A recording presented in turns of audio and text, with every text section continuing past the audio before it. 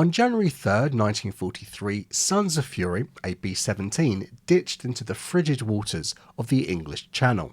It had been shot down by Focke-Wulf 190s, but it was by no means out of the fight. As its crew struggled to escape the rapidly sinking American bomber, a single German fighter opened up on the men in the water. Within seconds, a new sound began. The 24-year-old flight engineer was taking aim at the 190 with his twin 50 cals, covering his dying friends. For nearly a minute he pumped lead into the sky, stopping only when his turret filled with water and the fault dragged him beneath the waves. The man in the turret was identified as Technical Sergeant Arizona Todd Harris, but the truth is, none of the 10-man crew aboard Sons of Fury survived to tell their tale. After hours of research, I've come up with the only 3 scenarios to explain the event. So what really happened, and who was operating that turret? First, let's answer the question, who was Arizona T. Harris, and what do we know about those boys flying aboard Sons of Fury that day? The 369th Bomber Squadron, part of the 306th Bombardment Group, had arrived at Thurley, Bedfordshire in September 1942. This had involved a perilous cross-Atlantic voyage by air by some of the group, while the bulk risked the U-boats at sea. Thankfully, the 306th was not sent to the bottom of the sea as German propaganda claimed, and so the 369th Bomber Squadron became one of the first American units to operate in Britain and was a real pioneer of precision daylight bombing. Operations then began in October 1942, with the first mission being flown against Lille on the 9th of that month. From the beginning, losses were heavy as the German defences were stepped up to confront this new threat. Nevertheless, the real enemy would soon become the changeable weather. It was the real challenge to overcome before precision bombing could be proved and perfected. Technical Sergeant Arizona T. Harris was in the thick of the fighting from the very beginning. Described as a self-sufficient redhead who, despite not taking to the army, was well aware of his responsibilities. Like many of the lads, he just wanted the war to be over so he could get back to Tempe, Phoenix, and his high school sweetheart. Whether or not he held strong opinions against the enemy is unknown, but his actions showed that his chief concern was always protecting his friends. During that first mission against the locomotive works at Lille, just 4 forts from the 369th took part, joining up with other squadrons in the group. There is no doubt, however, that this was an intense baptism of fire. They met heavy fighter resistance despite the relatively shallow penetration into French airspace and, as ever, flak. But it was not all one-sided. The Americans claimed a staggering 10 fighters destroyed and a further 10 probables.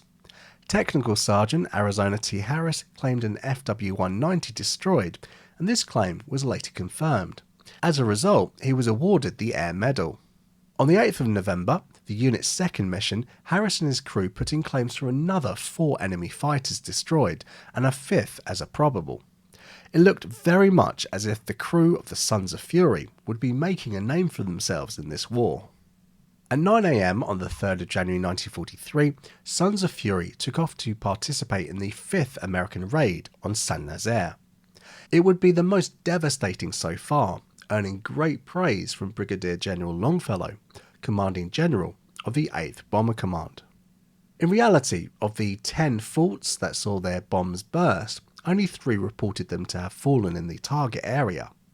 Whatever the real results, Arizona T. Harris and his crewmates would not be alive to hear Longfellow's attempt at boosting morale. Just after the attack, at about 11:45 hours, other members of the squadron saw Sons of Fury, piloted by Lieutenant Kramer, limping out formation heavily damaged. It was then again attacked by enemy fighters as it descended towards the sea. At this point, the entire formation were losing height. Having attacked from 19,000 feet, they were detailed to return on the deck. This was reported as putting the FW-190s at a distinct disadvantage as they tried to find a way to attack the low-flying forts. Being so low, down to 500 feet in some cases, allowed the others to witness the fate of Sons of Fury and report the incredible scene to the intelligence officers waiting back at base. One of whom, Major Alan Richardson, had almost joined the fate of Arizona T. Harris and the crew of Sons of Fury. Richardson gave one of the only descriptions I found of this crew, although he does remember the B-17 being named Fighting Biting. This intelligence officer knew Lieutenant Kramer extremely well, having met him back in Utah in their billet upon being awoken in the wee hours by the pilot's pistol shot. The lieutenant and his crew had just returned from a nighttime training flight and was eager to blow off steam before turning in for the night. The two men became firm friends and billet buddies despite some choice words uttered by Richardson that night. Major Richardson, then also a lieutenant, often flew with Cranmere and other friends in the unit during training stateside, and so when they entered combat, he tried to blag his way on board to fly a mission. Twice he had been in the aircraft waiting for startup when he was ordered off over the radio. Twice, the same aircraft he'd just vacated failed to return. On the morning of the 3rd of January, Richardson clambered aboard Sons of Fury. The day before, he had asked the crew's permission to fly with them and discussed his motivations with Cranmere the same night. "Why do you want to stick your neck out, Rich?" he asked me. "You don't have to go, and for Pete's sake, enough planes have been lost to turn off any guy in his right mind." "You go?" I reminded him. "Well, maybe we are crazy, maybe. Believe it or not, I'm thinking of our country and the folks back home who depend on us." Every man had tried to discourage Richardson from his goal, but they reluctantly agreed he could share their ship. And so Richardson climbed aboard in his full flying kit. He reports that Arizona T. Harris gave him a strange look. Did he know what was coming? Richardson was not the only new man aboard. Some of the regular crew were sent to fly on other aircraft, while green replacements joined Sons of Fury for some experience. Then the engines began to turn over. Within minutes, the B-17 started to taxi towards the runway. But Richardson was left standing on the hardstand, ordered off over the radio at the last second. He was the last person to see the 10-man crew alive. Just over 2 hours and 45 minutes later, Sons of Fury was sinking below the waves of the English Channel, and its upper turret was still firing. We know this because of an eyewitness account from rear gunner Sergeant P.D. Small aboard another Fort, Banshee, that had flown close to help protect the downed bomber. But what actually happened when the Fort hit the water? I have 3 scenarios, and I wonder which one you think the most likely.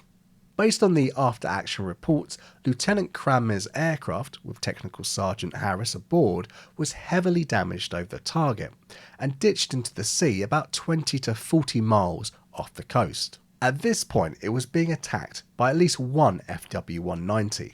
Given the normal ditching drill, the simplest reason that Harris was in the upper turret while his crewmates were trying to escape into the sea is that he never left it. We know that the enemy fighters followed the American formation down to the deck. Had Harris remained in the turret to help defend his damaged aircraft, it would make sense that he was still there when Cranmer, an excellent pilot by all accounts, ditched the Fort into the sea. Perhaps Arizona was already wounded, which would make the choice to sacrifice himself even easier to make. If Harris had not been wounded before ditching, it's more than likely that he would have been seriously injured by remaining in the turret during impact. Even the softest possible landing on water in a fully controllable aircraft would have exerted extreme forces on his body, possibly meaning he would never have made it out of the turret even if he had tried. Assuming that Harris followed his training, his presence inside the turret when Sons of Fury sank becomes even more astounding. The flight engineer would ordinarily join the other gunners in the radio room during an emergency landing. This would have meant walking back through the bomb bay on a narrow walkway in full kit. Had he been here during the ditching, then seen his buddies being shot up in the water, it would have meant he ran, or at least shuffled quickly, back through the rapidly flooding aircraft and climbed back into the turret before opening fire again. Witnesses reported that a stopwatch was started as the aircraft hit the water.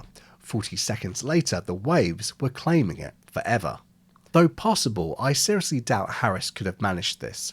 Such an act would have displayed another level of bravery, and clearly shows that most bomber crews fought for each other more than anything else. A less likely, and perhaps slightly controversial evaluation, is that Harris was not the man firing those guns. Had Arizona been back in the radio room, only a true hero would have chosen to wade through a sinking aircraft away from the exit. So could one of the pilots be the person in the turret? It is possible when you think of the location of their crash landing positions. While most of the enlisted men aboard congregated in the radio room, the other men took refuge in the nose of the aircraft. The big issue is that Arizona T. Harris was extremely particular about his guns. Reportedly, he did not allow any armourer to even touch the 50 cals on his ship, preferring to do the work himself to ensure its quality. So, would those officers have overstepped, even during that moment of crisis? Well, there are only 10 people who know, and they are now all remembered at the American War Cemetery near Cambridge, each having no known grave. Check out the video on screen now for another amazing story of American airmen during the Second World War.